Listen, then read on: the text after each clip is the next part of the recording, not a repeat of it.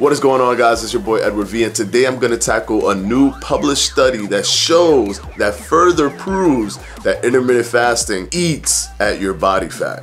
Stay tuned.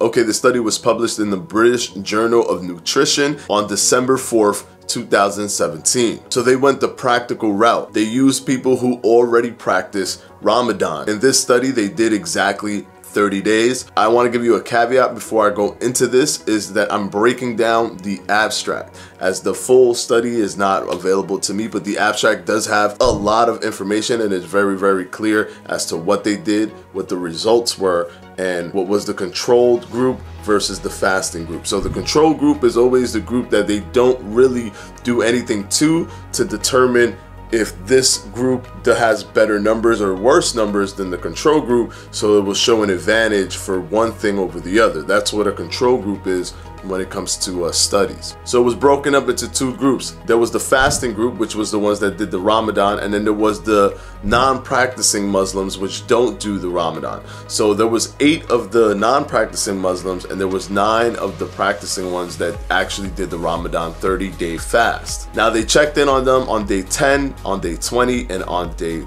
30. They had both parties consume the same amount of energy, calories. They made sure to look at your body composition using hydrodensitometry, and that is actually the gold standard for checking body fat versus lean mass. That beats the DEXA scan, that beats fat calipers. This is the most accurate way to test your body composition. You're basically weighed outside of a tank, then they put you in this water tank and weigh you, and it scans your entire body, plus puts your weight on there, plus incorporates the pressure of the water, and all of this combined, it gives you a very accurate reading of what your body fat would be versus your lean mass. They also tested their blood metabolic profile, which by using normal biochemistry, by basically pulling out blood from your system, testing the blood in a tube, determining, if your cholesterol is high, if cholesterol is low. Those things were determined via the normal biochemistry of just injecting and pulling out blood. They looked at your energy production as well as your energy balance by using a fitness tracker for your physical activity and utilizing a food log for the meals that they were actually eating per day. So now you must be thinking, what happened? What did they see? What did they find?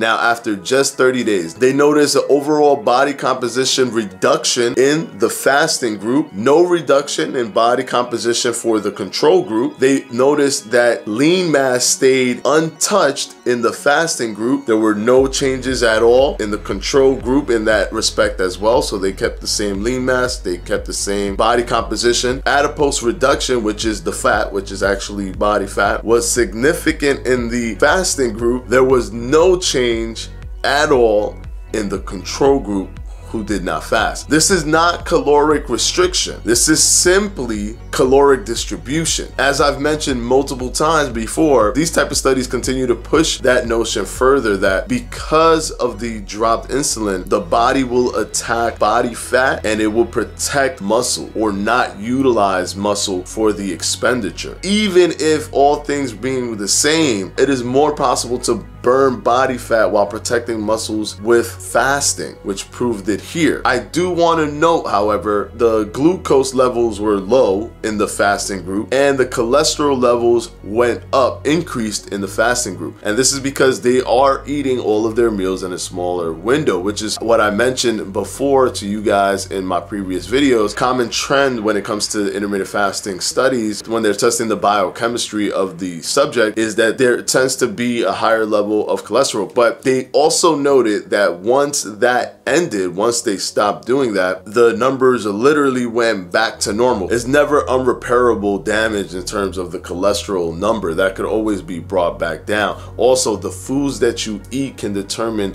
your cholesterol LDL score as well. If you can reduce your cholesterol intake, then that's not even going to be an issue. People like to eat foods that high in cholesterol. That's going to affect the LDL score. If you do it with fasting, because you're putting it all in one package, that can affect it. But just know that as soon as you reduce the protocol or change up some of your foods, then a lot of that can be mitigated very easily. They showed that there was no carryover effect to the blood glucose decrease, as well as the LDL cholesterol increase when the fasting, 30-day fasting was over. Literally their numbers went right back to normal, like instantaneously. Battle between calorie restriction versus intermittent fasting is slowly becoming a non-debate. Studies like this continue to push the notion that intermittent fasting is not only a tool for weight loss, but it is probably one of the most effective tools for fat loss, not just weight loss. When all things being the same, in almost every study that has been conducted, alternate day fasting, 18-hour fasting, I believe this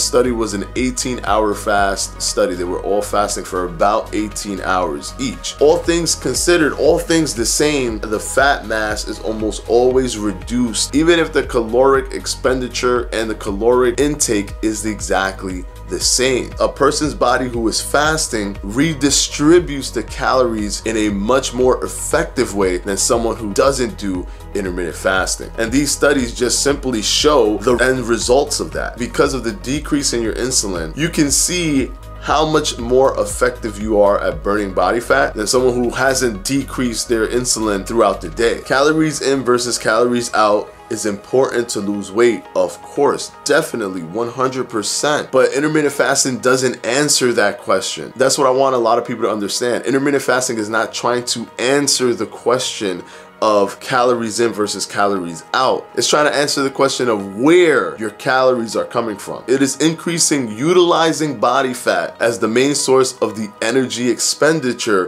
when you're at a caloric deficit, as opposed to someone who's constantly eating throughout the day with their insulin raised and not at base level. That person is not targeting body fat as effectively as someone who does intermittent fasting. So I'm gonna link the abstract down below. If you want to see the full study, I believe you can request an access for it, but the abstract does break down what they did and the end result. So to me, that's sufficient for me not to have to request an access for the full study, but I definitely would love to see it. So if anybody does have a copy of that study, if you can send it to me, I would really appreciate it. But I hope that this continues to open your mind and open your eyes to the fact that intermittent fasting is not simply just a tool to burn calories, but it is an effective tool to burn body fat. And I want to thank my patrons from my Patreon, and I'm going to put their names right up here.